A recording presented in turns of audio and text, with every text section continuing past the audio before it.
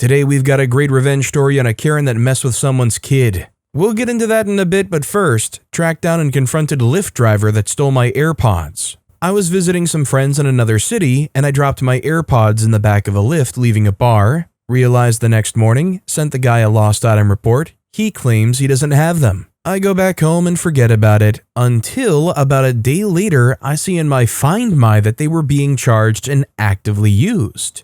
I see them moving all around the city as a driver would. Now, I'm not usually a spiteful person, but that was brazen theft. Unlucky for him, I had some free time, and 2 weekends later, I tracked him down in a car with those same friends. Find My led us to a Chuck E. Cheese, and we found his car in the lot. I explained the situation to the security guard and showed him a picture of the Lyft driver. The security guard led us right to him, and I asked, "Are you Name?" To which he nervously responded, "Yes." I just bluntly said, "You stole my AirPods." His family had to all leave the Chuck E. Cheese to his car parked in the lot, and I got to watch him awkwardly put them back in the case and hand them to me. I felt bad, but come on, doing that is insane. I'm about to read a comment that is going to reiterate this, but the only thought going through my head is there's no amount of sterilization possible that you could do to those things that will make me ever feel great about popping those back in my ear. Not only that, can we point out the Lyft driver found these AirPods and was like, "Yeah, I'll pop those in my ear and use them."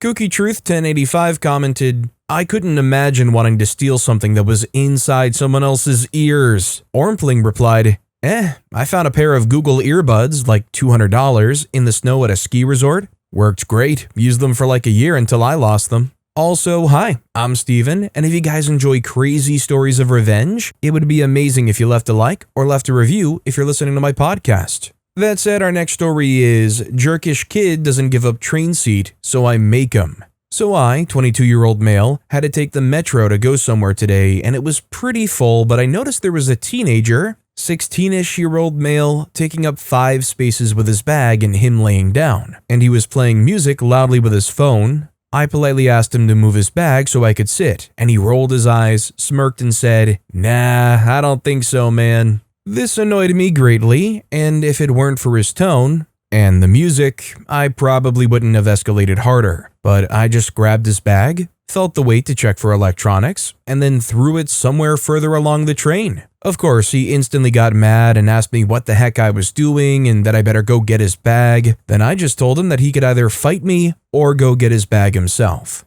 Unfortunately, I'm 90 kg and pretty strong, and he was some lanky teenager. I don't think he expected that, but after 5 seconds, he went to get his bag. I took the space and invited other standing people to go sit down. He came back to no space and started yelling at us. I reminded him again that the only way I would move were if he were to start a fight with me. Again, he seemed to consider, but ended up storming away eventually. I get that I'm kind of a bully in this situation, but man, some people just need to learn that the world doesn't cater to them. Well, unfortunately for myself, I'm a bit of a wuss, so I probably wouldn't have done what OP did here, but I sure would be daydreaming it. You know what? I would do what OP did, and then I would wake up. The Glorical commented, "Brilliant move. I'm much shorter but used to just sit on their bags."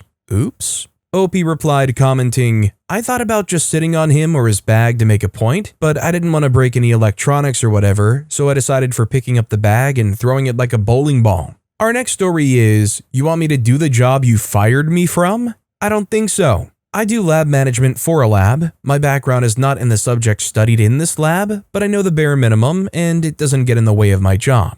I worked very hard to get where I am and have become integral to the lab. A few months ago, I was put in a documentation role that also involved dealing with cryogenic storage. Last Friday, a meeting was held with everyone but me, which was strange. After the fact, a friend of my team told me that during the meeting, everyone was told that I would be taken off this role and it would be given to someone more knowledgeable on the subject. Obviously, this is hurtful and unprofessional of my manager to not speak to me before this. There is more to the story in that someone blamed me for ruining their experiment and doing something that I didn't do. So instead of talking to me at all, my manager punished me for it and undermined me to the entire team.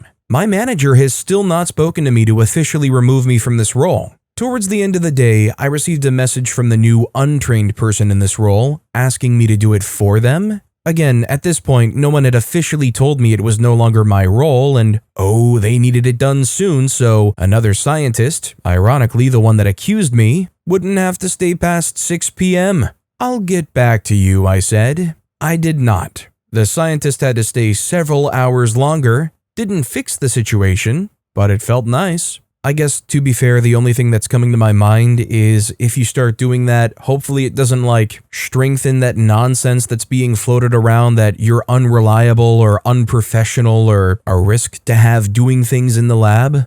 First there's this meeting where they essentially lambast you, call you unreliable, that you made a mistake and pull you off of it. And then what happens next? Another coworker now spreads a rumor around that OP flaked on them and they're extra unreliable. Jaime0 commented, "My wife went through something very similar. She was a STEM high school math and science teacher. She worked at a number of STEM events at her high school and the middle schools that feed it. The STEM department cut her and the school moved her to social studies. She applied for positions at both middle schools. They both declined. Now she's a math teacher at a completely different school. But you'll still help at our STEM events, right?" Occam's Razor replied, "I got fired from a paralegal job for no obvious reasons. Later it turned out that the partner leading my group had stolen money. Anyway, they fired me and had me escorted out by security. Humiliating. The next, I'm at home and the phone rings. They had made an associate call me and talk about some files they couldn't find. My reply, if attorney XYZ wants those files, he can suck them out of you-know-what. Didn't hear any crap from them again." Our next story is, X needs a new phone number, womp womp. Divorced dad here. We've got 2 very good kids. We've mostly been amicable, but mostly because I've paid for everything. Part of the reason for the separation was her not working enough while complaining constantly about our situation. I went from selling weed as a main source of income to becoming an independent plumber, all so we could stay in this expensive city, Los Angeles. 2 years ago, we finally separated. I moved out, stopped paying her rent, told her I'm going to separate the phone soon. 6 months later, she still hadn't found a new carrier, so I canceled her number. That time, I was nice enough to 3-way call her so she could port her number to a new carrier. What I'd forgotten was that I was still paying the home internet, Spectrum, which is who I use for my new place too. A year ago, I realized and told her she needs a new internet provider, that I'm going to cut it off soon.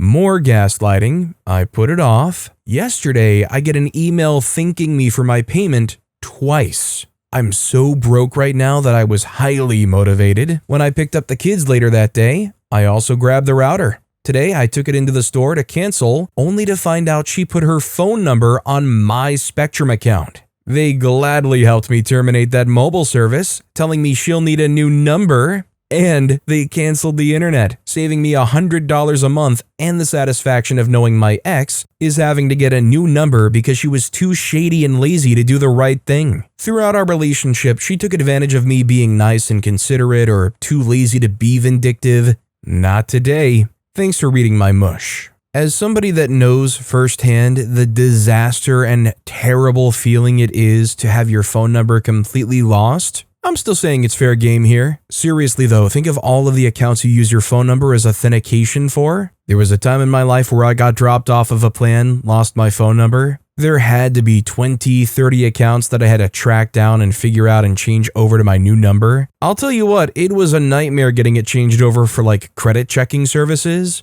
Janana Tasha commented, "Can you update us? I'm dying to know her reaction after she played stupid games, won stupid prizes, or did she freak around and find out?" OP responded commenting, "I had 50 missed calls from Spectrum. She was trying to undo what I had done. I went back to the store and made them mark my account about what was going on. They said they take identity theft very seriously. I feel sorry for whatever customer representative she had making that many calls. She actually just now texted me asking for a photo of my ID. She is so freaking entitled, it's crazy. She's desperate to keep her phone number. Too freaking bad. She absolutely had so much time to do that on her own." Our next story is, petty neighbor pretends I don't exist, blast loud obnoxious music at 7:30 a.m. I just moved from a very densely populated suburb to the rural swamplands where everyone has 3+ acre lots. This is important to establish the physical distance between myself and the issue. The issue? The family to one side of my land has a plot roughly half my size. My house is on the back left corner of my lot, while theirs is curbside on the front right.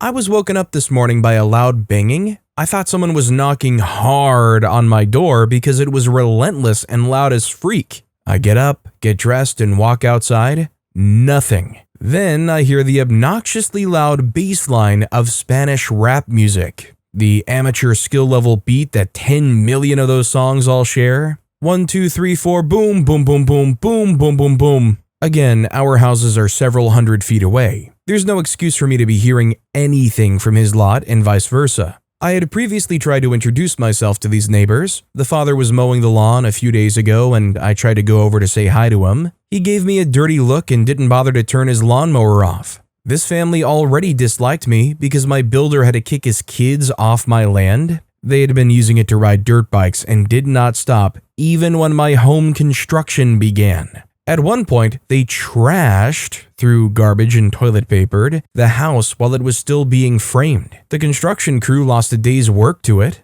There are still clear paths from their property to mine where they rode. This morning, I went to his door and knocked on it to ask him to turn it down. They ignored me, so I took my truck with an upgraded sound system and sub, parked it on our property line, and proceeded to blast Raining Blood by Slayer for 15 minutes. I turned it off 15 minutes ago and have been enjoying my silence ever since. Guess he doesn't like my music either? A lot of the time, a common answer would probably be something like, call in a noise complaint, but when you're way out there where everybody's got 3+ acre lots, probably don't even have a noise ordinance out there. You know what OP should probably do is take a page from one of my relatives' crappy neighbors that I've heard about and just set off occasional M80s, especially when they're playing their music. Toy Soldier commented, I've never understood people that try and start crap with their neighbors. Those are the last people I want to have beef with. Like, this is my home and I don't want to be worrying about people trying to mess with me in my sanctum sanctorum.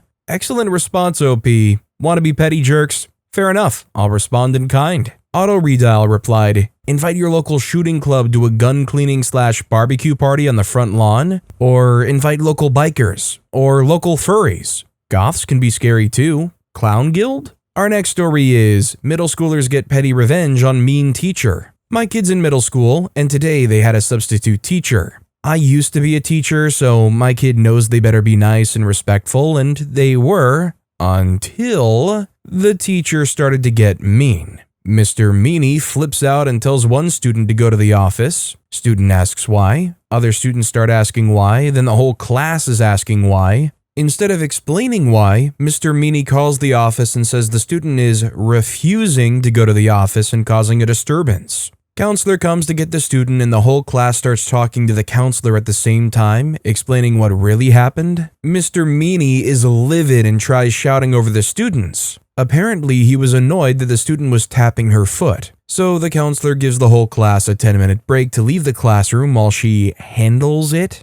Well, my kid and their friends come up with their own plan on how to handle it. Class resumes, and exactly 5 minutes later, every single student starts tapping their feet. And they make sure to not tap in unison or with any rhythm. They don't stomp their feet or use their hands. It's just a chaotic cacophony of 30-ish students tapping their feet. Mr. Meanie freezes, slowly turns to the class and says, I'm sorry. All the tapping immediately stops, and my kid said the look on his face was just utter defeat. Middle school is not for the weak. You know, I was reading an Am I the Jerk Here story recently that had a mom that was going on about how middle school is the worst time ever. Sounds like this is a pretty fun memory to me, although the mom from that AITA post probably would agree, middle school is not for the weak. I can't say back in middle school I experienced too much weirdness, but I did hear there was a pretty infamous teacher who had kind of an anger problem. Apparently some kids intentionally set her off and she apparently threw a book at a kid. To be honest, I feel like she kind of had problems of her own. In a way, it was almost kind of sad because they were completely taken out of the classroom after that, and you could tell, although they were absolutely wrong for throwing a book, it was something that was intentionally drawn out by those kids. They were trying their best to agitate and press the right buttons to make this teacher that had their own issues explode. About half a year later, they had like a quiet shadow in the back of a classroom just to like sit in, maybe kind of as a teacher assistant, and they were just so reserved, didn't say a thing, and then I never saw them again. Only Perspective 4410 commented, "My daughter's middle school teacher did a unit on Egypt. In conclusion, they mummified some chickens and buried them on the grounds. At the end of the school year, the class dug up the boxes of mummified chickens to see if their process worked. The boxes were filled with Barbie heads and random weird items. The teacher just nodded and said, interesting. She knew middle schoolers. She didn't come back the next year though." Our next story is, upstairs neighbor was loud, so I had to be louder. A few years ago, I had an upstairs neighbor at the apartment complex I was living in. Every night, he would play loud music. I had work early in the morning, so I would have to go to bed early. A few times I spoke to him and asked him if he could turn it down a bit, and he would always say, "No, I live here too."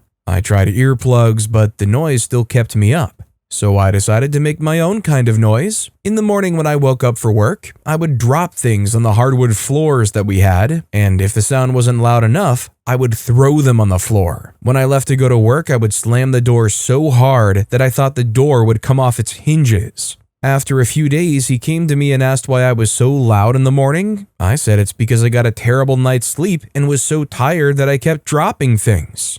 He said that he would turn down the music at night, and I never had a problem with him again. Edit, I live in the United States. The first floor is the ground floor. There was nobody below me. You know what? I'm glad OP brought it up. I don't understand it. The first floor, ground floor thing. Why is there a difference? Where did that come from? I mean, I'm sorry to everybody out there that would vehemently disagree with me, but the first floor should be the first floor. Now, you may be able to win the argument on the arrangement of the day, month, year, but shouldn't the first floor be the first floor? Smiley Davey G commented, "We had this when we lived in a top floor flat. The neighbor underneath us would make so much noise, start drilling at like 10:30 p.m. to hang pictures. It used to boil my pee with having to get up at 4:30 a.m. for work. He didn't take any notice of my visits asking him to wind it down at all. So come the weekend after his late night stop-ups, we used to wake up early, put the washing machine on, put the stereo speakers facing the floor, turn the music up as loud as we could, and then go out for the day.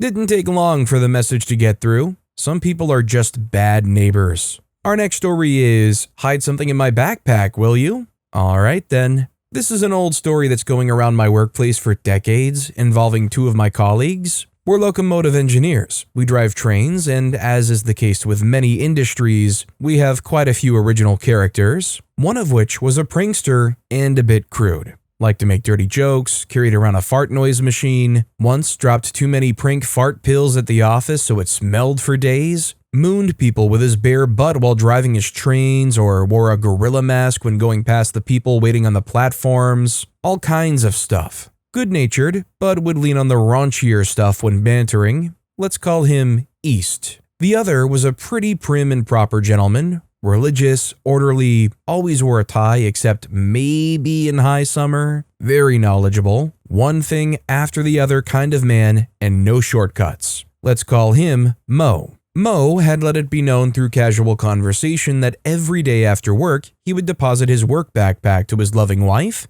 and she would go off to the kitchen to empty it out while he washed up from the day's work. East heard about this and decided to sneak a couple of adult magazines into said backpack for Mo's wife to find. Haha, very funny, I got you sort of thing. Pretty harmless. Unaware of this, Mo walked home and followed the routine, and then said absolutely nothing of it to anyone. Thinking that perhaps it hadn't struck gold, East didn't press the issue, and a couple of weeks passed. Not a word of the magazines. And then, sometime later, East got a phone call from Mo. "Would you like to come over this Saturday? There'll be some other colleagues, we're having some beers, just some after-work relaxing. We would love for you to join us." East accepted and eagerly arrived with a six-pack of beer and his usual sunny disposition. Mo and his wife greeted him at the door. "Welcome, welcome, let me take those off your hands. How was your day?" All that. And then Mo led East through his house and into his living room. "We're all in here. Come on in." Straight into a 2-hour-long church session that Mo had arranged with his congregation to be held at his house. Basically a mass, priest and everything, lots of people, full event. Mo introduced East as a friend from work and brought over people to shake hands with and gave the impression that his friend was ever so pleased to join them all at this service. So as revenge for the still unmentioned adult magazines, the very much not at all religious East had to endure 2 hours of singing psalms and paying attention to sermons and singing more psalms. He was sat up front. Then he was walked to the door and they shook hands. Still no mention of the magazines, or the beer for that matter. He never pranked Mo again. You know, I don't know if I fully grasped what OP said and meant when they said they were a one thing after another type of man, but then you see the timeline, the calculation, the execution. I now completely understand what type of man Mo is.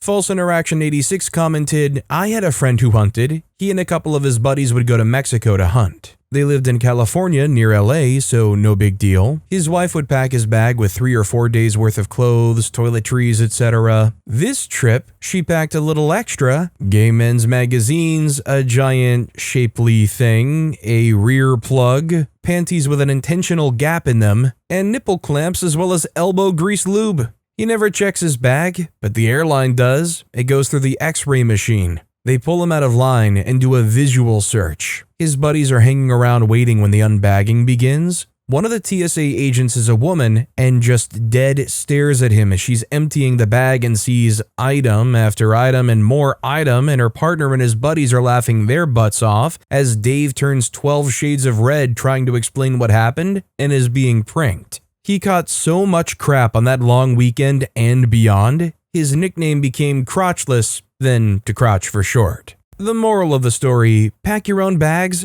and don't tick off the wife. Our next story is, my shift leader tried to tell me that I couldn't go on an early break because I couldn't walk. So I quit in the middle of my shift on our busiest day. So a bit of relevant information. Back in January, I found out I had a tumor in my tibia in my left leg and it was pretty bad. I went for an appointment with a surgeon in April and he told me I couldn't work at that time because of a risk of snapping the bone. So I had my surgery in June and finally returned to work about 2.5 weeks ago. Even though I returned with no restrictions, I was warned that I still have to be careful because it's still fresh, and if I push myself too hard, it could end badly. So this previous Sunday, I was working and that's our busiest day. I was a curbside shopper and was on carryout. About an hour and a half into my shift, my leg started hurting so bad I couldn't walk. I wanted to cry in pain. I asked my shift leader if I could go on my break 20 minutes early because I couldn't walk and needed to just rest so I didn't cause a problem with my leg. She responded with,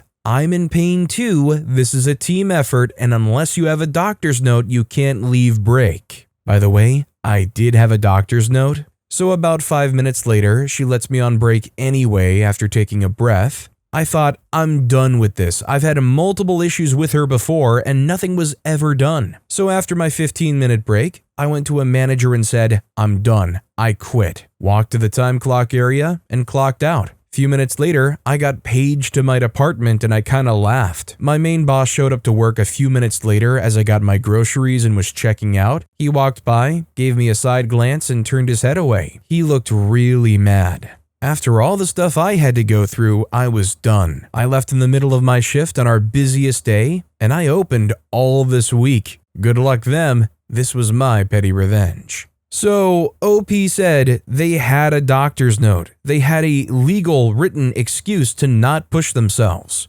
Like, there's no burden for OP to actually discuss their diagnosis and medical stuff with their boss. But could you imagine looking that boss in the eyes and saying, I had a tumor in my tibia removed. I can't push myself lest I risk breaking my leg. And hearing back, well, I'm in pain too. My knees are achy. Scorpio Law commented, I walked away from my first legal job on New Year's, freaking Pizza Hut. Back then I wasn't the best worker, although I finally was able to back the oven right before I quit. I was young and naive as I thought quality was greater than speed. That day, I came in at like 12, if I recall correctly. I worked all day backing up 2 ovens basically all day with another cook. We busted butt and it worked well. So my clock out time came and went. After 9 hours plus, I asked for a cigarette. The manager had the nerve to say no. Real nasty. I went to go say, "I've been here all day," and was now working overtime, but she already turned her back.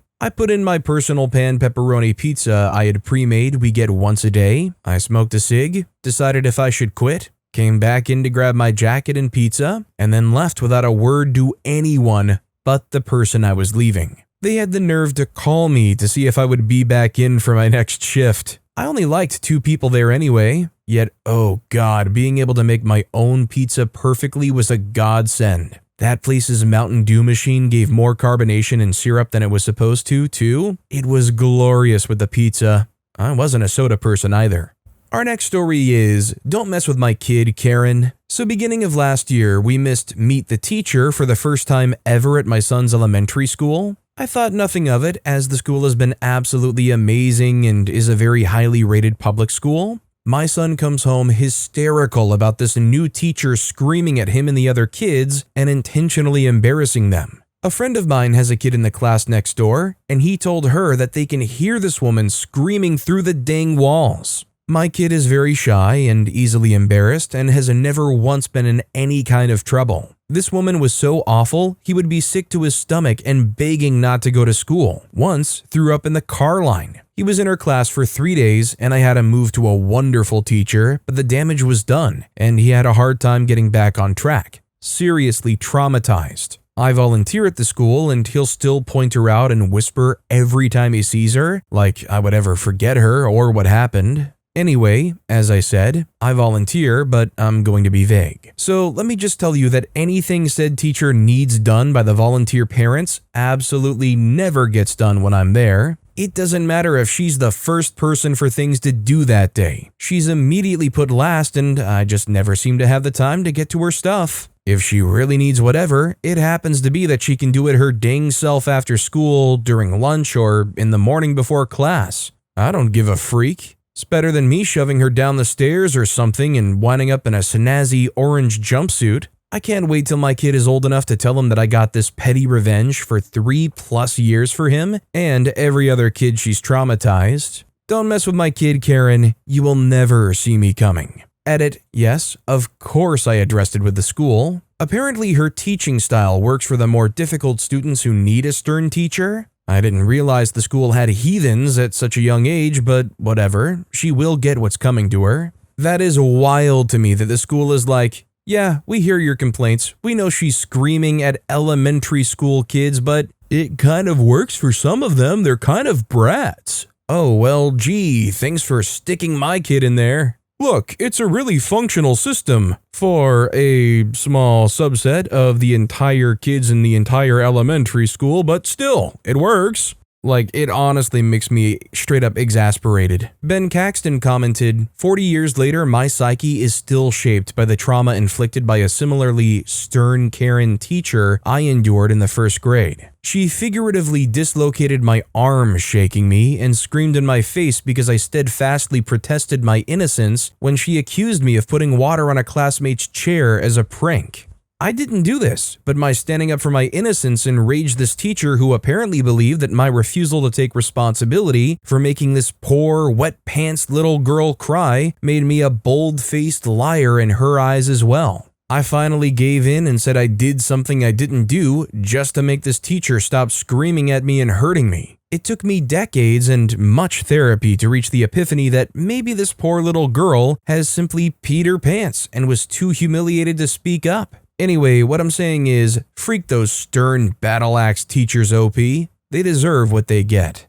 Our next story is, happened many years ago, don't make a child cry. This is probably the pettiest thing I've done. A little backstory, my dad was not great growing up. There was physical and mental abuse, and the mental abuse got worse after my parents' divorce. I was maybe 7 at the time and was at my dad's apartment. He was being his normal self and was being really mean. He made me cry, so I went to the bathroom and was very upset. I saw his glasses on the counter and formed an idea. I snuck the glasses out of the bathroom and hid them in the very back of his closet in his bedroom under some clothes. I was proud of myself and felt better about getting yelled at. That night, I was back at my mom's and my dad calls her to talk to me. He asked if I knew where his glasses were because he took out his contacts and couldn't find his glasses. I casually said that I didn't know and we hung up. Stupid me then giggles as soon as I hung up the phone, and my mom knew immediately and made me call my dad back and tell him where his sunglasses were. It was fun while it lasted. I mean, it's fair that he gets to know where his glasses are and gets them back. They're expensive. But I gotta admit, I am a little bit disappointed that OP didn't say, like, their mom was able to identify that there was kind of a lashing out moment to this or aspect to this. Maybe it's just one of those things that's quietly assumed the mom probably knows, hence the separation. Complete Guest 854 commented, I once dipped my sister's glasses in the toilet after she destroyed my favorite doll. I think I was around 7 or 8. And yes, she wore them all day. I kept my mouth shut and laughed to myself all day. Different Take for You commented, so did it change him at all? OP responded to that commenting, honestly, he got worse when I was a teenager. I ended up having to tell him that I didn't want to see him anymore to be able to not go over there anymore. But with that being said, that's all the time we have for today. Now, if you want to hear another absolutely crazy revenge story, check out that video on the left. Or if you missed my latest video, check out that video on the right. That said, I'll see you all next time with some more stories.